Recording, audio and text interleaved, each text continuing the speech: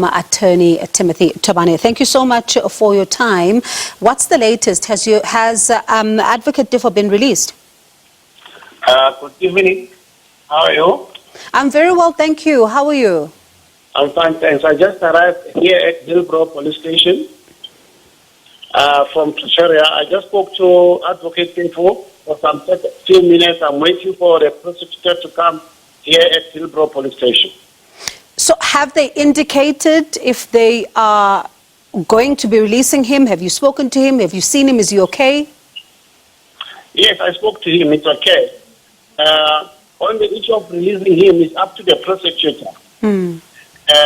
Because my instructions are that I must not say much to the media except to say that the warrant of arrest that they came to arrest him with was actually cancelled. They used a cancelled warrant to arrest him. I know you can't say much, but can I ask what charge is he facing? He was facing, he's no more facing, he's a petty charge of trespassing. And are you able to give us more details around this trespassing charge? Remember, Advocate Teffo, he represents even the police officer. He was supposed to have representing them in a provincial office in Johannesburg, SABC provincial office. Then when he went there, that is when they arrested him, that he was not supposed to be there. So let's then talk about this cancelled warrant. I know you can't say much, but why do you think, in your view, that a cancelled warrant would be used? Because when we look at this, document that is circulating, it does in fact indicate that this warrant should not be effected. In fact, it should be withdrawn because he presented himself. So why would this then be used at this time? What is your assertion? It's the tactics from the state. In fact, they don't want him to deal with the case which was in court today in Pretoria. That's intimidation, in violation of the Constitution of the Republic of South Africa. Just a day after we celebrated freedom, just a day after we celebrated this beloved Constitution, the state is violating it. And we listened to a voice note where he says that, and one of the things that he talks about is he is pointing fingers at the police minister. He's saying that police minister is intimidated by the Senzo case, corruption of police and the NPA. Has he told you why he believes this? I cannot comment on that. I didn't hear the audio. But when I went to see him, the police refused him to access his phone because they said he's sending audios to the media. So he only sent that audio before he was put in the cell. And however, I cannot comment on the audio, but what I can only say is that the fact of the matter, we want to show the public that the state is charging wrong people. They're supposed to charge right people. We attorneys, we fight for justice. We don't just fight for justice for our clients. We fight justice for the public. We want to know the truth. We want to know the truth, who committed that offense. And one day, the truth shall come out. Now, and the truth shall set everyone free. Mr. Thobane, including Teffo. Mr. Thobane, pardon me for coming in there. I've spoken to him a few months ago about this very case on this very channel. We had quite a lengthy interview.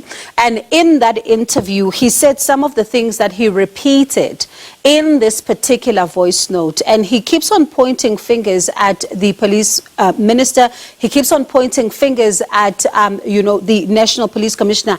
At the time, it was Kehla Sitole. For him, looking at how the arrest was effected in court, what do you make of the number of police officers that were there in the courtroom? Because some are saying that it was simply a large number. Of course, it was a large number. What happened? The officer with the warrant came alone. He came inside the court and he requested assistance from those police officers who were in court.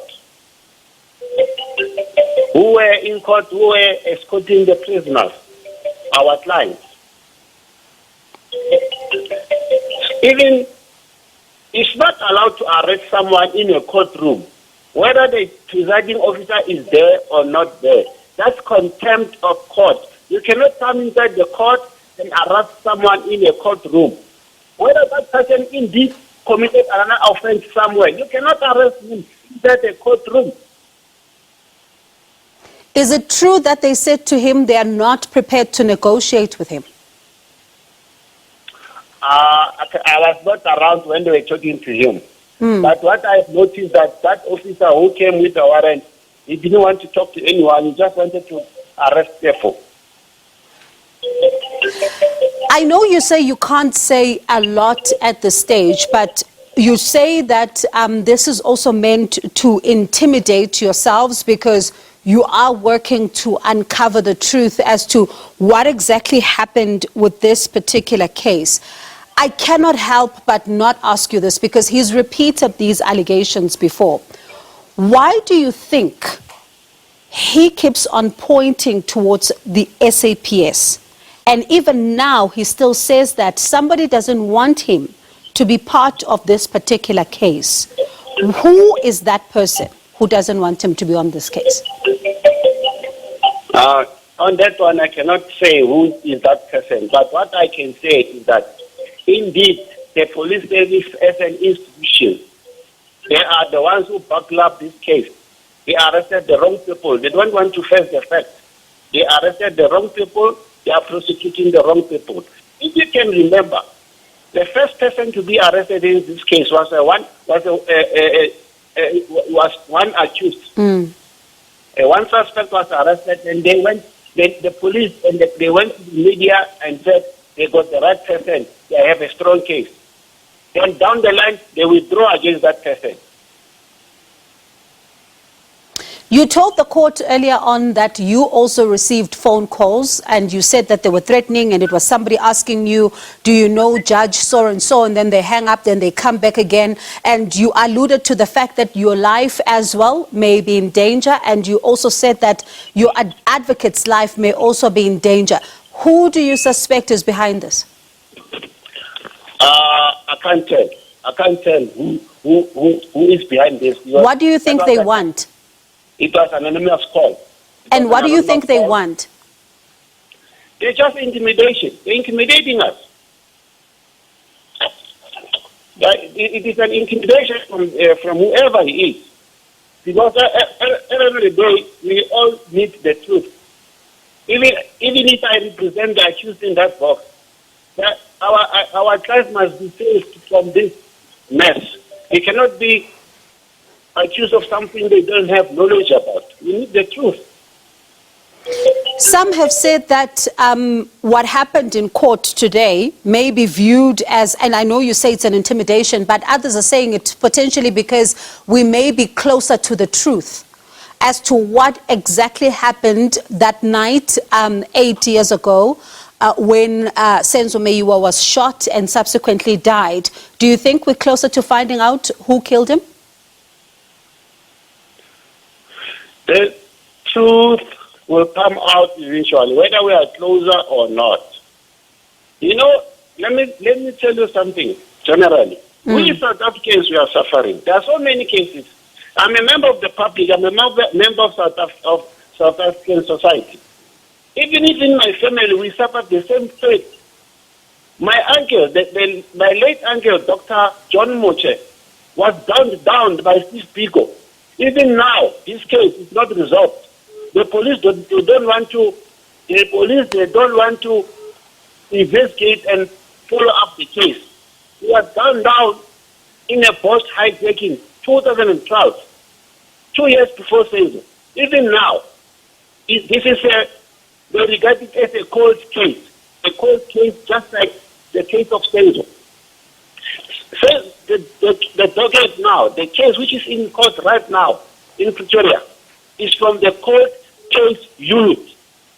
There are units in the police. This one is from the court case unit. There is another docket which is in the province pertaining to the same fact of the case, which is pointing fingers to different people, different suspects. They don't want to go there. They want to go another way. So are you still now, because you say that you are at the Hillbrow police station, are you going to ensure that you are able to see him? Because you said that police are not allowing you to see him and you don't know why they're not allowing you to see him. No. I didn't say they don't allow me to see him. I did see him. I spoke to him. I just came out because I'm waiting for the prosecutor to come and advise me whether we're going to proceed with the bail application or not. Okay. I did talk to him. Immediately when I arrived, I went in and they allowed me. I must tell you, the police officers at the police station, they are very helpful. So there are good police officers in our country, and there are also bad police officers. But up to so far, I received a good service, yes. All the time when I come and see my clients, they don't give me a hassle. And if I may ask you, how is he doing? Because he was, of course, earlier on, and as you were saying, that he's fearing for his safety. How is he doing? Up to so far, it's calm. It's okay. It's cool, and we're just waiting for the investigating officer. We'll take it. All right. From there. Okay, we'll keep on checking with you to see exactly what happens here, because there was suggestions that we saw that he may have been released, but you are still saying that you are waiting for the prosecutor then. That was Timothy Thobane.